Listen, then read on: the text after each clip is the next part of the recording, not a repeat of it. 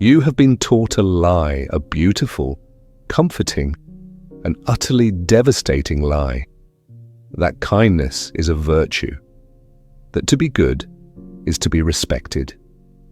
That your compassion, your willingness to help, your reflexive yes, will earn you a place of honor in the hearts of others. But what if I told you that in the unforgiving arena of human power dynamics, your indiscriminate kindness is not perceived as a strength, but as a profound and glaring insult? An insult to the person you're helping, and more importantly, an insult to yourself. This isn't just a contrarian opinion. This is a 500-year-old diagnosis of the human condition, penned by a man who looked into the abyss of politics, power, and psychology, and refused to blink. His name was Niccolo Machiavelli, and his insights are not about becoming a tyrant. They are about understanding the brutal operating system that runs beneath the surface of all human interaction. In this video, we will not just discuss being less nice. We are going to dismantle the morality you've been fed. I will reveal Machiavelli's hidden psychological framework for commanding respect, a system that uses both calculated kindness and strategic cruelty as tools to separate the architects of their own fate from the eternal servants of others. So I ask you, look back at your own life. At every time you were the good person, the reliable one, the ever-available shoulder to cry on. How many times were you thanked and then forgotten? How many times was your generosity met not with loyalty, but with contempt? You felt the sting of it, that quiet, burning resentment you couldn't name. You thought the problem was them. Machiavelli is here to tell you the problem was your virtue, and once you understand why, nothing and nobody will ever look at you the same way again.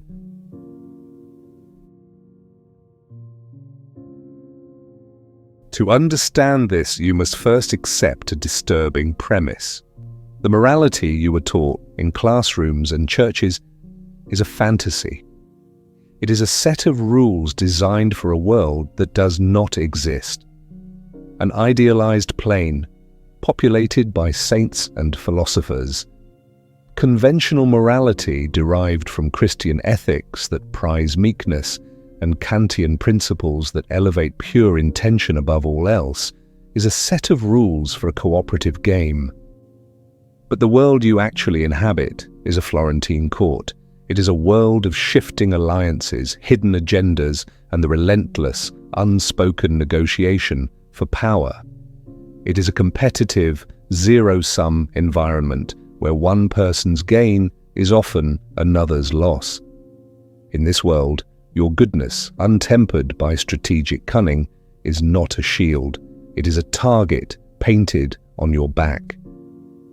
Machiavelli, writing in the chaotic aftermath of being wrongfully accused of conspiracy, tortured by the Medici regime with the strappado, and then exiled to his small farm, saw this with horrifying clarity.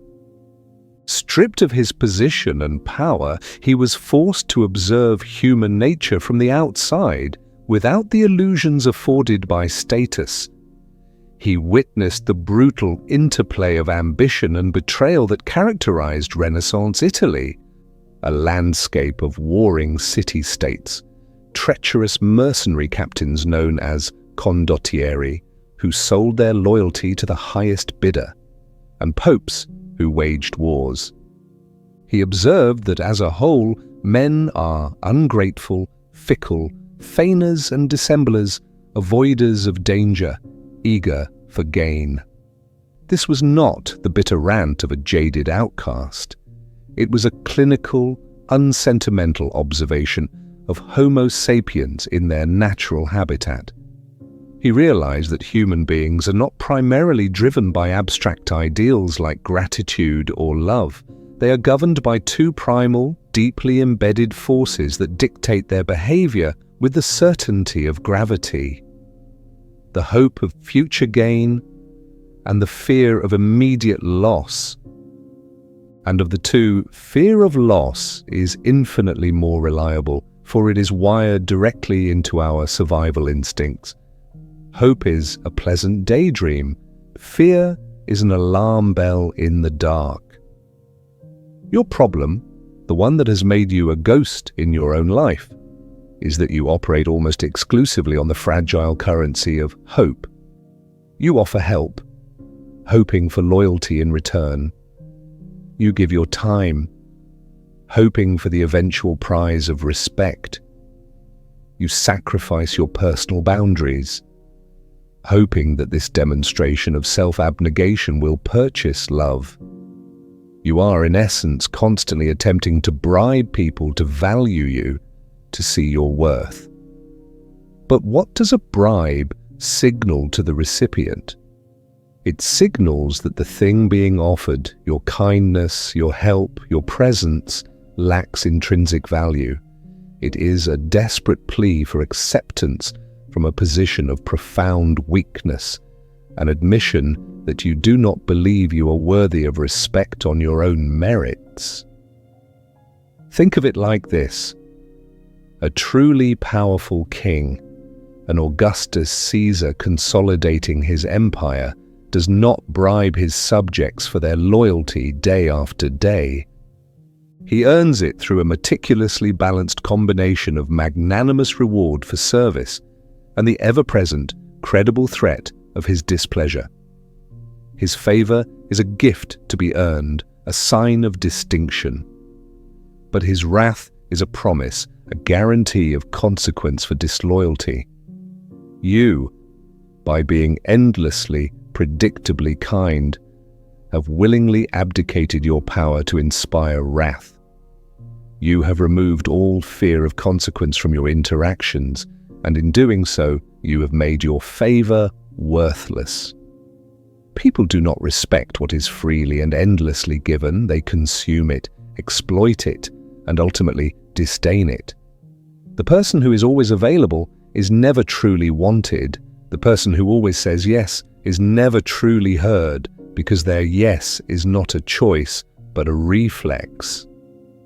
Your reflexive agreeability is not perceived as generosity.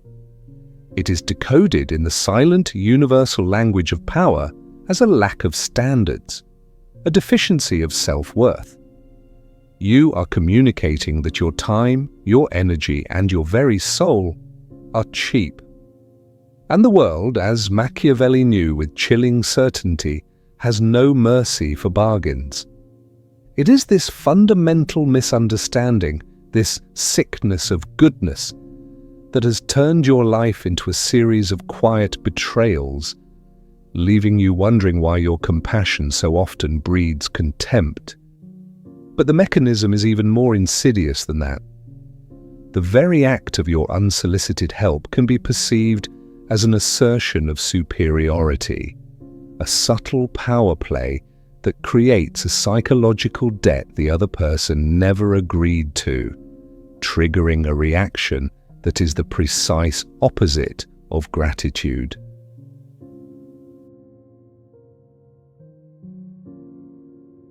Let us dissect the moment you offer your kindness. You see a colleague drowning under a project deadline, a friend in the throes of a personal crisis, a partner overwhelmed by their responsibilities.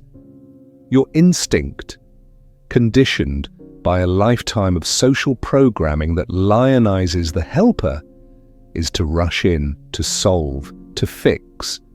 You believe you are performing an act of pure, selfless altruism. But from the receiver's perspective, the transaction is entirely, perilously different. You have just, without their consent, placed them in a position of psychological debt. You have, however, subtly highlighted their incompetence, their weakness, or their lack of foresight, and simultaneously positioned yourself as the capable, stable, and magnanimous savior. In that single, seemingly benevolent moment, you have disrupted the fragile equilibrium of power that underpins all human relationships. The receiver is now in your debt, and the human psyche, with its powerful ego defense mechanisms, hates to be in debt. It is a position of inferiority, of obligation, of being beholden to another. So, what happens next? Does the receiver feel a swell of eternal gratitude and unbreakable loyalty? Rarely. More often, a subtle, unconscious resentment begins to fester. A psychological acid that eats away at the foundation of the relationship. To escape the cognitive dissonance, the deep psychological discomfort of holding two contradictory ideas, I am a competent person and I needed to be saved, their mind initiates a self-preservation protocol. It must find a way to rebalance the scales. And the easiest, most frictionless way to do that is not by repaying the favor, which would require effort and further acknowledge the debt, but by devaluing the giver. Their internal monologue, operating just below the level of conscious thought, begins to shift. He didn't really help me that much. I would have figured it out. Anyone in her position would have done the same. It wasn't special. She's only helping because she has nothing better to do with her time. The most venomous one of all, a complete inversion of reality. She needs to feel like a hero. I was actually doing her a favor by letting her help me. They start to reinterpret your kindness not as a gift, but as a symptom of your own neediness. Your generosity becomes proof of your desperation for approval. You sought to build a bridge of connection, but you instead created a chasm of unspoken contempt. This is the Machiavellian paradox in its starkest form. The more you give to someone who has not earned it, the more they will subconsciously resent you for it, as a defense against feeling inferior. Cesare Borgia, Machiavelli's primary and most ruthless model for the prince, understood this dark psychology perfectly. When he conquered the volatile province of Romagna, he did not immediately shower the people with gifts and promises. He first installed his famously cruel lieutenant, Ramiro de Lorqua, with a mandate to crush all dissent and establish order through terror. Once the populace was thoroughly terrified, resentful, and desperate for any form of relief, Borgia made his move. He had Ramiro de Lorqua publicly seized, tried for his cruelties, and brutally executed in the town square of Cesena, his body left cut in two with a bloody knife beside it for all to see. Then, and only then, did Borgia step in as the benevolent savior, offering carefully measured favors and a new system of justice. The people, their expectations reset by abject fear, hailed him as a liberator. His kindness was potent because it was preceded by calculated cruelty. It was a strategic release of tension, not a reflexive outpouring of sentiment. You, on the other hand, operate in reverse. You lead with kindness, creating no tension, establishing no value, providing no contrast. You become the predictable, inexhaustible resource. And like any resource that is too abundant from water to sunlight, you are taken for granted. This is why the nice guy is so often a figure of ridicule, a tragicomic character in the human drama. His kindness is not a choice made from a position of strength. It is a default setting born of a deep-seated fear of conflict and disapproval. He doesn't choose to be kind. He is incapable of being anything else. And this inability to be cruel, to enforce a boundary, to say a firm and unapologetic no, is the ultimate signal of powerlessness. You believe you are offering a gift, but the world sees you trying to pay a debt you don't even owe. And now we arrive at the central, most misunderstood, and most powerful of Machiavelli's revelations, the one that, when fully grasped, will shatter your perception of every relationship you have.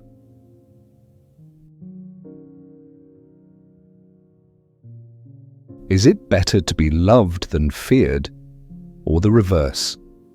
This is the question that sits at the cold, rational heart of the prince. And Machiavelli's answer is unequivocal, brutal, and eternally true. One would wish to be both, but because it is difficult to unite them in one person, it is much safer to be feared than loved if one of the two has to be dispensed with. This single sentence has been misread for 5 centuries as a license for overt tyranny and wanton cruelty. It is nothing of the sort. It is a masterclass in human psychology and the mechanics of enduring respect. To understand it, you must redefine fear. The fear Machiavelli speaks of is not the cowering terror of a violent oppressor. It is the fear of consequence. It is respect. It is the deep, instinctual, and often unspoken understanding that you are a person with standards, with boundaries, with a will of your own, and that crossing you will have a definite and unpleasant cost. It is the fear of losing your favor, your presence, your good opinion. This type of fear is closer to the Roman concept of auctoritas, a non-coercive form of authority, a gravitas that commands deference because of one's reputation, judgment, and perceived strength of character. Now contrast this stable, predictable foundation with love. Love, as Machiavelli clinically observed, is held by the link of obligation which, owing to the baseness of men, is broken at every opportunity for their advantage.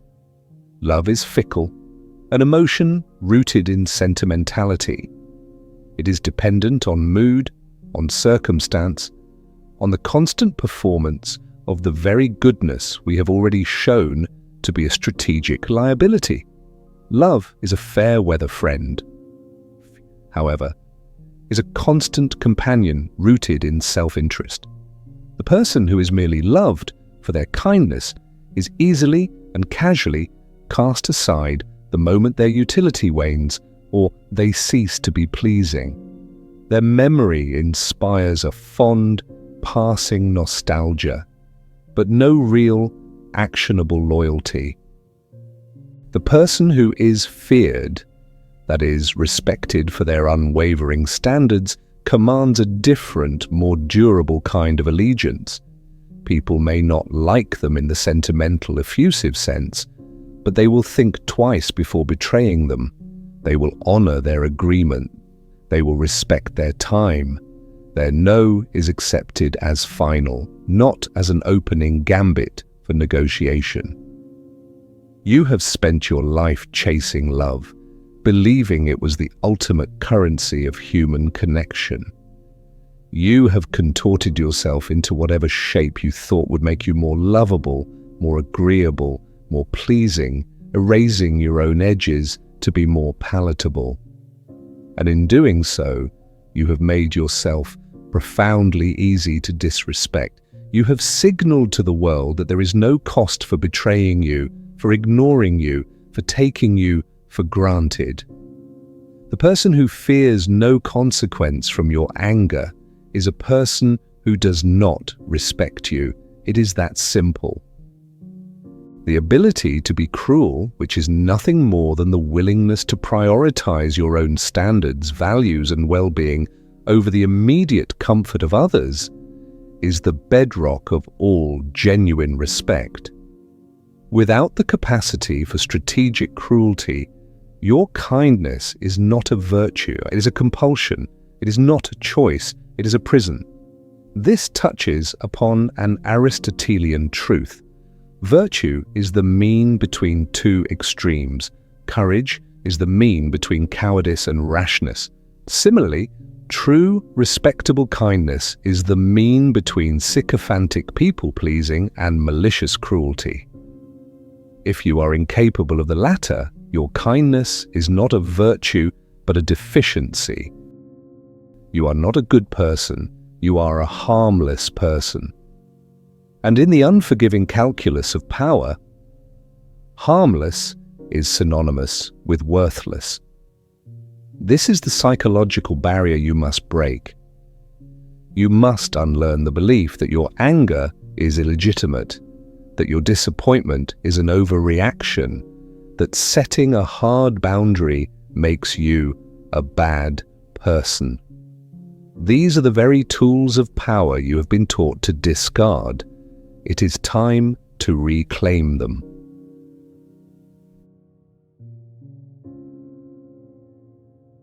So, what is the path forward? Is it to become a cold, calculating monster, to abandon all compassion and empathy? No. That is the amateur's interpretation, a crude caricature of a sophisticated strategy. The Machiavellian master understands that kindness and cruelty are not opposites on a moral spectrum. They are two edges of the same blade to be used with precision and purpose.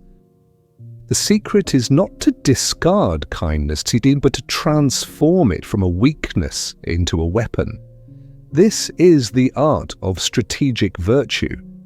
Your kindness must cease to be a reflexive, indiscriminate flood and become a deliberate, targeted reward, a reward bestowed upon those who have proven their loyalty and respect, not an opening bid to purchase it from strangers. Here is the framework. First, you must cultivate the appearance of virtue. This is not hypocrisy, it is astute perception management. Machiavelli was explicit. It is not necessary for a prince to have all the good qualities I have enumerated, but it is very necessary to appear to have them. In a world that often judges on superficial cues, your reputation is a powerful asset. You should, in your public dealings, appear merciful, faithful, humane, and sincere. People should believe you are a fundamentally good person. This perceived goodness serves a vital strategic purpose. It makes them lower their guard. It establishes a baseline of positive expectation. And this baseline makes your eventual, calculated acts of cruelty, like enforcing a strict boundary, terminating a toxic relationship, or cutting off a user, all the more shocking, memorable, and effective. An act of severity from a known brute is expected and dismissed. An act of severity from a person reputed for their decency is seen as a just and serious verdict. Second, you must learn the economy of favors. A favor should never be a gift. It should be a strategic investment. Your energy, time, and goodwill are finite resources, a form of social and emotional capital. Stop giving this capital away freely, as this devalues it through inflation. Instead, when you choose to help someone, do it in a way that maximizes its impact and creates a healthy sense of obligation and gratitude. Do not overgive. A small, timely favor that solves a critical, specific problem is worth more than 1,000 grand, overwhelming gestures that create resentment. Make your help rare, targeted, and potent, and it will be treated as precious. Third, and most crucially, you must embrace what could be called the withdrawal of saints. This is your primary weapon for enforcing boundaries and commanding respect. When someone disrespects you, takes you for granted, or betrays your trust, your response should not be explosive, hot anger. That is a waste of energy and a loss of composure, giving them something to fight against. Your response should be a cold, quiet, and absolute withdrawal of your presence and favor. You do not argue, you do not explain or justify your position. You simply become unavailable. You disappear from their life like a ghost, creating a vacuum where your warmth, validation, and utility used to be. This silent surgical removal is terrifying to people. It leverages the powerful psychological principles of loss, aversion, and ambiguity. It forces them to confront the value of what they have lost without giving them a target for their anger. This cold response is more powerful than any screaming match because it communicates without a single word that the price of your presence is respect and that price is non-negotiable. This is not a game of petty manipulation. It is a radical act of self-possession. You are redefining the terms of engagement with the world. You are no longer a public utility open 24/7 for emotional consumption.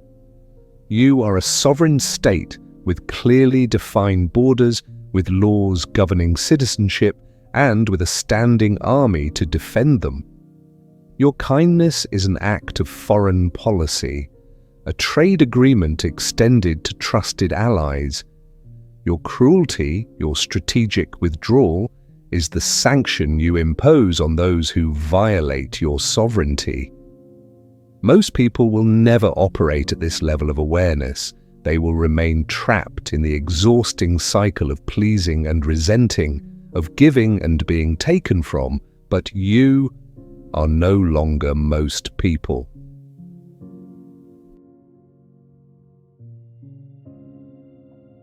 We have traveled into the dark heart of human nature, guided by a man who dared to map its treacherous terrain.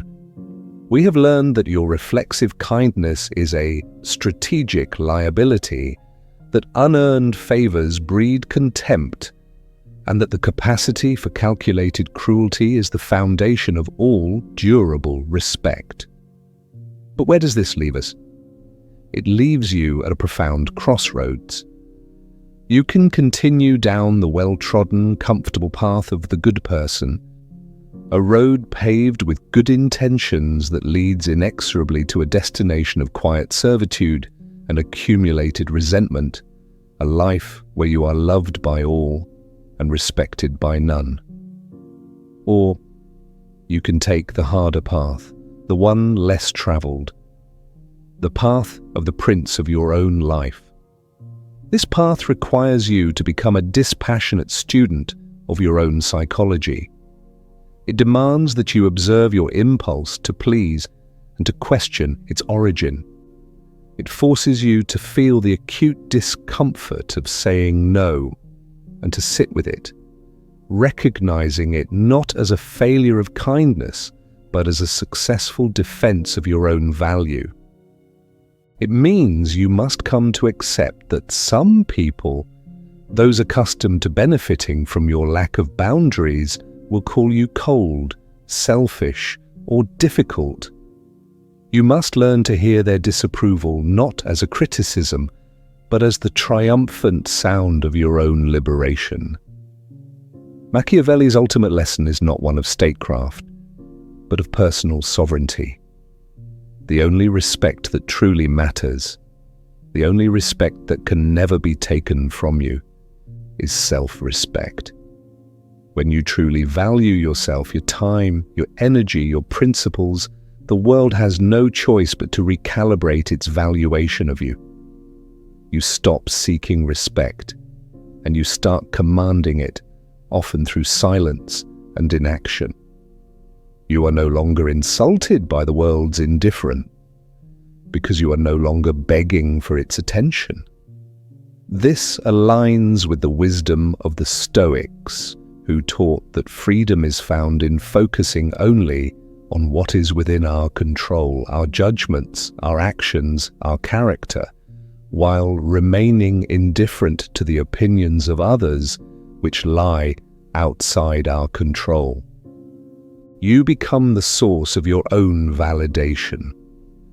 Your kindness, when you finally choose to grant it, becomes a thing of immense and observable value precisely because it is rare and because it comes from a place of unshakable strength, not desperate need. This is the final truth. You were never meant to be merely liked. You were meant to be formidable, not aggressive, not tyrannical, but substantial. You were meant to be a person whose presence or absence fundamentally alters the dynamics of a room. You were meant to be the master of your own soul, the architect of your own value. Stop insulting yourself with a kindness you haven't earned from others. Reclaim your power, redefine your virtue, and let the world wonder at the person you have become, a person whose favor is sought and whose displeasure is avoided. If you are ready to stop being a servant to the expectations of others and start building your own kingdom, write sovereign in the comments below. Let's see who is ready to claim their crown. And remember, this is only the first step. The next video in this series will delve even deeper. Keep watching. Your transformation depends on it.